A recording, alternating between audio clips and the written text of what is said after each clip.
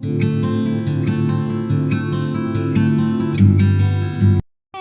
Guys, welcome to your self pharma tutorial. तो बहुत ही लंबे समय के बाद आज से स्टार्ट करने वाले इंपॉर्टेंट क्वेश्चन की कुछ सीरीज़, तो जिसमें मैंने सबसे पहले बताया है कि देखो यूनिट फर्स्ट और यूनिट थर्ड जो पैथोफिजियोलॉजी का है वो मैंने एक्सप्लेन कर दिया है बहुत ही लिमिटेड और कंसेप्चुअल चीज़ों के साथ। तो आज मैं बताने जा रही हूँ डिफाइन। देखो क्वेश्चन कैसे पूछेगा, कार्डियोवैस्कुलर सिस्टम जो कि आपकी यूनिट 2 है, ठीक है। तो इसमें कैसे पूछ सकता है कि डिफाइन हाइपरटेंशन, ठीक है। मतलब ये पूछ लेगा कि हाइपरटेंशन क्या होता है, आपको ये बताना रहेगा। एंड टाइप ऑफ इट, इसके कितने प्रकार के होते हैं ये बताना रहेगा, ठीक है। दूसरा पूछ सकता है तो फिर कि पैथोफिजियोलॉजी ऑफ हाइपरटेंशन। तो ये 5 या 7 नंबर में आपके क्वेश्चन बन सकते हैं, चाहे वो एक के टी हो या फिर कोई और भी हो, IGP वगैरह कोई भी यूनिवर्सिटी हो, ठीक है। तो और एक चीज़ और प्लीज़ बताइएगा कि क्या मेरी आवाज़ आप लोग को सही से आ रही है, क्योंकि मतलब थोड़ा सा आवाज़ का इशू हो रहा था जिसकी वजह से मैंने माइक स्टार्ट कर दिया यूज़ करना। तो ठीक है, तो आप लोग बताइएगा कि क्या, कमेंट कर दीजिएगा कोई भी डाउट हो। तो चलिए स्टार्ट करते हैं, हाइपरटेंशन होता क्या है। और हाँ, मैं थोड़ा सा वीडियो जो है थोड़ा जल्दी जल्दी डालने की कोशिश करूँगी क्योंकि टाइम नहीं बचा है। तो देखो हाइपरटेंशन होता क्या है, अगर शॉर्ट में देखें तो medical condition in which blood pressure of arteries. देखो दो चीज़ें होती हैं हमारे पास, एक वेसल जो होती है उसमें दो चीज़ होती है, एक आर्टरी होता है, एक वेन। आप लोग को पता है जो प्रेशर होता है वो हमेशा किसका ज़्यादा होता है, आर्टरीज़ का प्रेशर जो होता है ज़्यादा होता है, क्योंकि वो बहुत नैरो होती है, बहुत छोटी होती हैं, जिसकी वजह से जो प्रेशर हमेशा होता है वो आर्टरीज़ का ज़्यादा होता है, ठीक है। इतना याद रखिए।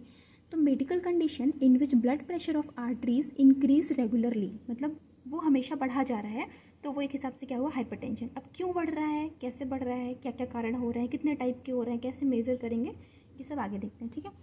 It is also called the high blood pressure, जो कि आज की बहुत कॉमन डिजीज़ हो गई है, हाई ब्लड प्रेशर, ठीक है। तो अब इसमें देखो एक चीज़ और कि आप ऐसे भी लिख देना तो अच्छे मार्क्स मिलते हैं। सिस्टोलिक प्रेशर होता है डायस्टोलिक। सिस्टोलिक मतलब अगर नॉर्मल बात करें तो होता है कॉन्ट्रैक्शन, और डायस्टोलिक मतलब नॉर्मल बात करें तो होता है डायलेशन। कॉन्ट्रैक्शन और डायलेशन को अगर मैं एक्सप्लेन करूँ आप लोग को हल्का सा, क्योंकि देखो अगर ये सब चीज़ें आप लोग को नहीं पता रहेंगी ना तो सिर्फ आप रटोगे चीज़ें, कभी समझोगे नहीं। तो कॉन्ट्रैक्शन मतलब क्या होता है, मान लो ये हमारी क्या है, ब्लड वेसल है, ठीक है। अब कॉन्ट्रैक्ट मतलब क्या हो रहा है, वो ब्लड वेसल ऐसे हो गई हैं, ठीक है, समझ आ रहा है, ऐसे हो गई हैं। और डायलेशन का मतलब हो रहा है कि वो ब्लड वेसल्स कैसी हो गई हैं, ऐसी हो गई हैं, ठीक है। तो ये हो गई डायलेशन। अब आप लोग बताओ कि ये तो नॉर्मल ब्लड फ्लो यहाँ से हो रहा है, ठीक है। लेकिन अब कॉन्ट्रैक्शन की वजह से, अगर आप लोग घर में नॉर्मल पाइप होती होगी, तो पाइप जो पानी भरने वाली पाइप होती है, इस समय तो कूलर में बहुत पानी भर रहे होगे, तो वो जो पाइप होती है अगर आप लोग उस पर पैर रख देते हो, ठीक है, तो उस पर प्रेशर ज़्यादा जनरेट होता है, जिसकी वजह से मान लो क्या होता है, जो ब्लड फ्लो होता है वो क्या होता है, बहुत ज़्यादा होने लगता है ना। और अगर डायलेशन है, अगर उसकी गैप ज़्यादा है तो वो क्या करेगा, आराम से धीरे धीरे फ्लो होगा, यानी उसका जो फ्लो रेट है ब्लड का वो क्या हो जाएगा, कम हो जाएगा। और लेकिन जब कॉन्ट्रैक्शन की वजह से फ्लो रेट बढ़ जाएगा, ठीक है। तो अगर मान लो किसी वजह से कॉन्ट्रैक्शन हो गया, कॉन्ट्रैक्शन कैसे होगा, अगर मान लो कोई सेल यहाँ पर है, मान लो चलो नया देखते हैं, ये ब्लड वेसल्स है, ठीक है। अब यहाँ पे मान लो कुछ इकट्ठा हो गया करके, मान लो आप लोग का कोई कागज़ का टुकड़ा या कोई प्लास्टिक वगैरह पाइप में फंस गई, तो अब ये दोनों तो देखो इनकी इनकी जगह कम हो गई ना, तो वो क्या हो जाएगा, बहुत जल्दी जल्दी वहाँ से प्रेशर ज़्यादा क्रिएट होगा। इसी को कहते हैं हाइपरटेंशन। आया समझ में कि नॉर्मल ब्लड फ्लो हो रहा था, यहाँ पे देखो ब्लड फ्लो ज़्यादा हो गया कॉन्ट्रैक्शन की वजह से, और यहाँ पे डायलेशन अगर हो रहा है ब्लड वेसल्स का, तो हमारा क्या हो रहा है, ब्लड फ्लो कम हो जाएगा। तो अब देखो अगर हाइपरटेंशन में क्या होता है, कॉन्ट्रैक्शन की वजह से हमारा हाइपरटेंशन होता है, तो हमें कुछ ऐसा करना है कि वो डायलेट हो जाए, जो हमारी ब्लड वेसल्स की आर्टरीज है वो डायलेट हो जाए। अगर वो डायलेट हो गई तो हमारा ब्लड प्रेशर क्या हो जाएगा, कम हो जाएगा, ठीक है। तो चलो आगे देखते हैं। तो सिस्टोलिक मतलब कॉन्ट्रैक्शन हो गया, तो ये जो हमारी नॉर्मल वैल्यू होती है अकॉर्डिंग टू WHO, पहले ये 130 और 80 हुआ करती थी, लेकिन अब नॉर्मल मतलब कुछ समय में ये 140 mmHg हो गई, और ये वाली क्या हो गई, 90 mmHg, ठीक है। तो सिस्टोलिक ब्लड प्रेशर हो गया और ये डायस्टोलिक ब्लड प्रेशर हो गया। अब बात करते हैं टाइप ऑफ हाइपरटेंशन की। तो टाइप ऑफ अगर हाइपरटेंशन की बात करें तो मेनली 3 टाइप के यहाँ पे आप लोग को कुछ याद करनी है digits, pre hypertension, hypertension stage और नॉर्मल हाइपरटेंशन स्टेज 2।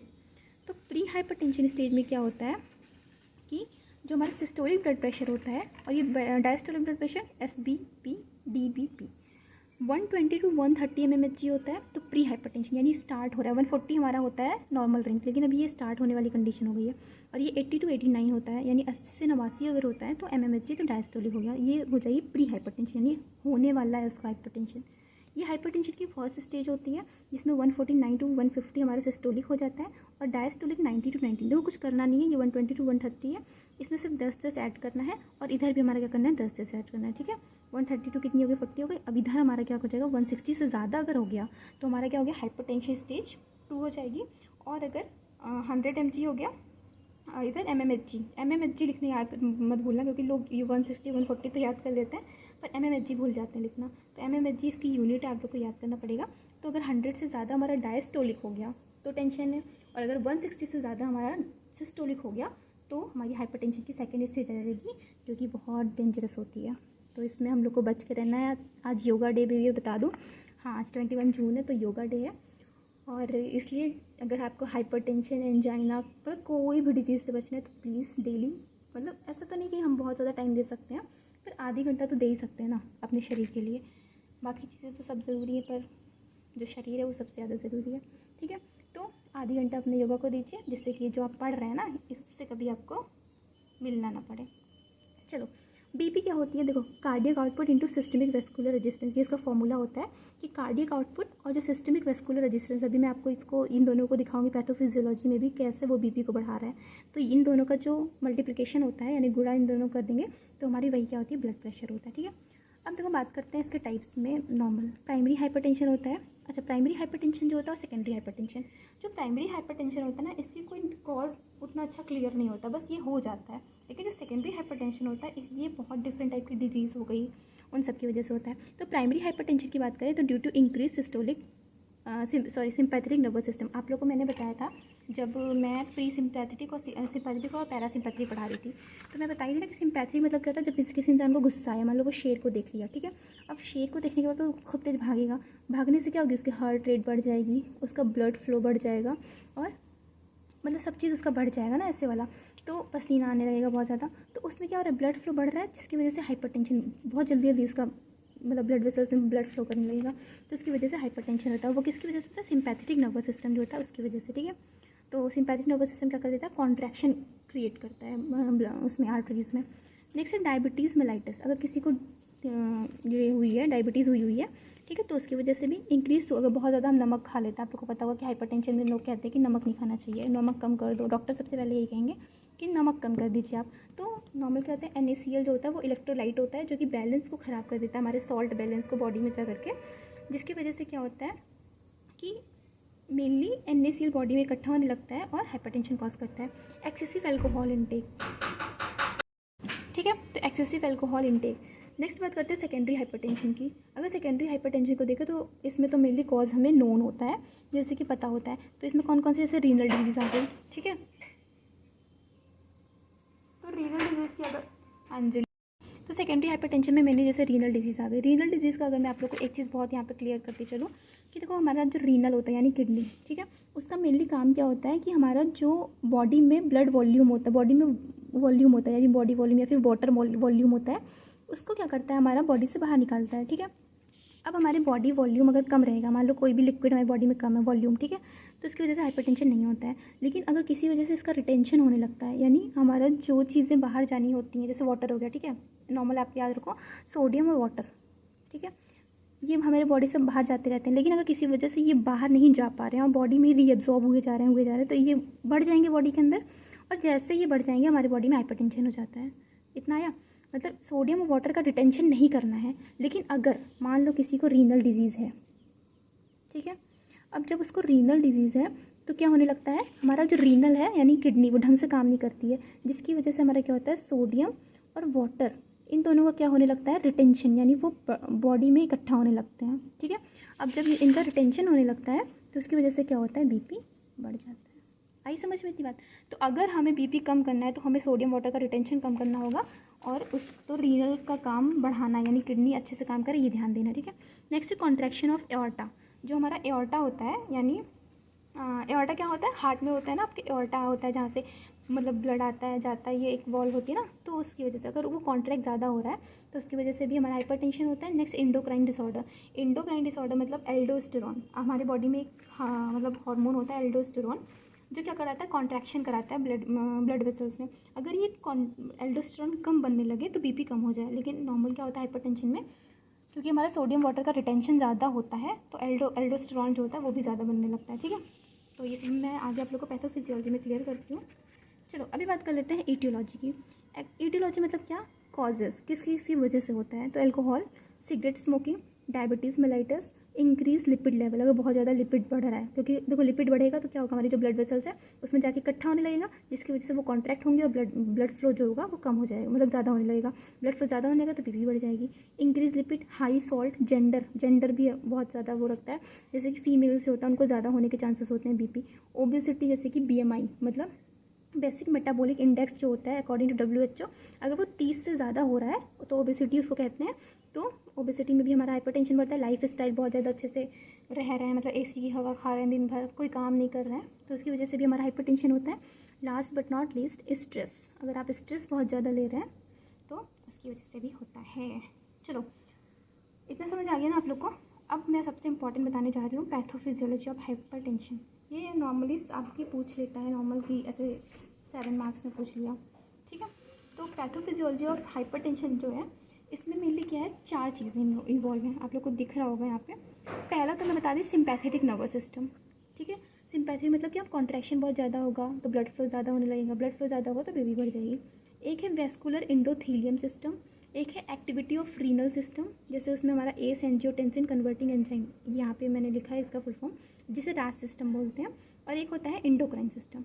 4 हो गया, कौन कौन सा, सिंपैथेटिक, एंडोथेलियम, रास सिस्टम यानी रेनिन एंजियोटेंसिन सिस्टम या फिर रीनल सिस्टम, और एंडोक्राइन सिस्टम, ये 4 सिस्टम होते हैं, ठीक है। तो मैंने जो चीज़ थी ना उसको फ्लो डायग्राम में लिख दिया है और आप लोग को मैं बताने की कोशिश करूँगी, और प्लीज़ ध्यान से सुनिएगा। अगर कोई अगल बगल हल्ला कर रहा है तो उसको एक कान के नीचे लगाइए और शांति से बैठा दीजिए, ठीक है। तो स्टार्ट करते हैं।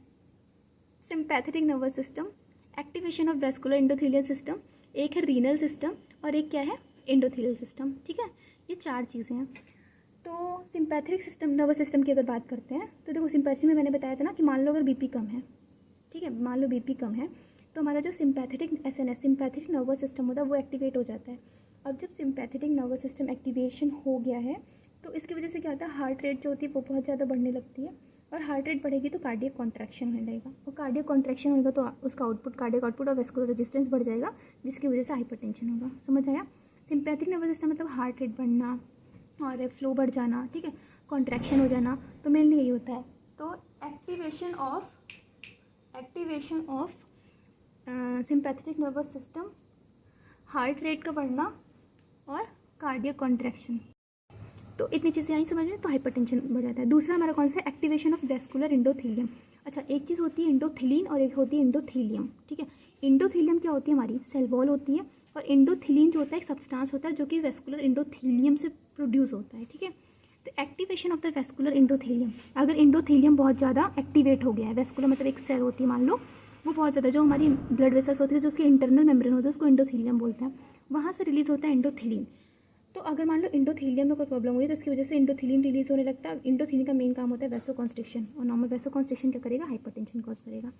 थर्ड और बहुत इंपॉर्टेंट जो कि अपने में है, मैं बता दूं, और ये हर बार अभी आज तो पूछेगा ही, आप अगर अभी आगे भी पढ़ोगे ना तो हर जगह आप लोग को कार्डियक की कोई भी डिजीज़ हो उसमें ये देखने को मिलेगा, ये वाला सिस्टम, जिसे रास सिस्टम भी बोलते हैं। रेनिन एंजियोटेंसिन कन्वर्टिंग एंजाइम या फिर RAS, renin angiotensin aldosterone system, ये किसकी वजह से मेन होता है, यहाँ पे 2 एंजाइम होते हैं, एक एस होता है एक रेनिन, ठीक है। रेनिन तो सब्सटेंस होता है जो कि रिलीज होता है हमारी किडनी से, और जो एस होता है एंजियोटेंसिन कन्वर्टिंग एंजाइम, ये 2 जो होते हैं इसमें इन्वॉल्व होते हैं। देखो होता क्या है, सबसे पहले हमारे में क्या होता है,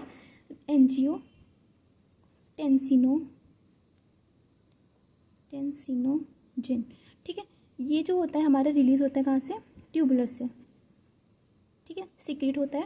जो एंजियोटेंसिनोजन होता है, ये जब हमारा सिंपैथिक सिस्टम रिलीज़ होता है तो रेनिन जो होता है, एंजियोटेंसिनोजन जो होता है इसको कन्वर्ट कर देता है एंजियोटेंसिन फर्स्ट में। अब ये एंजियोटेंसिन फर्स्ट जो होता है ये कन्वर्ट होता है एंजियोटेंसिन सेकंड में in the presence of S. S का फुल फॉर्म कहता है एंजियोटेंसिन कन्वर्टिंग एंजाइम। समझ आ रहा है, देखो एंजियोटेंसिन जो होता है सब एंजियोटेंसिनोजन सबसे पहले रिलीज़ हुआ, ये रिलीज़ होने के बाद क्या कहता है, रेनिन के प्रेजेंस में बना देते हैं एंजियोटेंसिन फर्स्ट। अभी एंजियोटेंसिन फर्स्ट जो होता है ये एस यानी एंजियोटेंसिन कन्वर्टिंग एंजाइम, इसके प्रेजेंस में बना देते हैं एंजियोटेंसिन 2, और ये एंजियोटेंसिन 2 से बन जाता है हमारा क्या, एल्डोस्टेरोन, बन गया एल्डोस्टेरोन। अब देखो हमारा जो एल्डोस्टेरोन होगा वो एल्डोस्टेरोन रिसेप्टर जिसे 81 रिसेप्टर बोलते हैं उस पर बाइंड करेगा और दो चीज़ें करता है। पहला तो हमारा सोडियम और वाटर का रिटेंशन करने लगता है, यानी वो बॉडी में बहुत ज़्यादा इकट्ठा होने लगते हैं। दूसरा वैसो कॉन्स्ट्रिक्शन करता है, ये भी वैसो कॉन्स्ट्रिक्शन, ये दोनों वैसो कॉन्स्ट्रिक्शन करके हाइपरटेंशन कर देते हैं। आया समझ में? रास सिस्टम का रेनिन एंजियोटेंसिन एल्डोस्टेरोन सिस्टम, इसी को रेनिन सिस्टम भी बोलते हैं। तो होता क्या है, एंजियोटेंसिनोजन है, रेनिन के प्रेजेंस में एंजियोटेंसिन फर्स्ट बनता है। एंजियोटेंसिन फर्स्ट होता है वो एंजियोटेंसिन कन्वर्टिंग एंजाइम के प्रेजेंस में क्या बनाता है, एंजियोटेंसिन 2, देन एल्डोस्टेरोन। और ये एल्डोस्टेरोन इसी को हार्मोन या इंडोक्राइन सिस्टम में बोलते हैं। एल्डोस्टेरोन एक हार्मोन होता है, ये क्या करता है 81 रिसेप्टर जो होता है उस पर जाके बाइंड करता है और सोडियम और वाटर का रिटेंशन करता है या फिर वैसो कॉन्स्ट्रिक्शन भी करता है। ये हो गया। लास्ट हमारा इंडोक्राइन सिस्टम, इसमें भी वही है। इंडोक्राइन सिस्टम मतलब वही कि रिलीज एल्डोस्टेरोन, और एल्डोस्टेरोन जो होता है वो कहाँ से रिलीज होता है, एड्रिनल कॉर्टेक्स। मतलब यहाँ पे तो ये सिस्टम से बन रहा है, लेकिन हमारा जो एड्रिनल कॉर्टेक्स होता है वहाँ से भी एल्डोस्टेरोन रिलीज होता है, जो कि डायरेक्ट क्या करता है, हाइपर टेंशन कॉज करता है। ठीक है, तो नेक्स्ट अब इसका कुछ साइन एंड सिम्टम्स देख लेते हैं।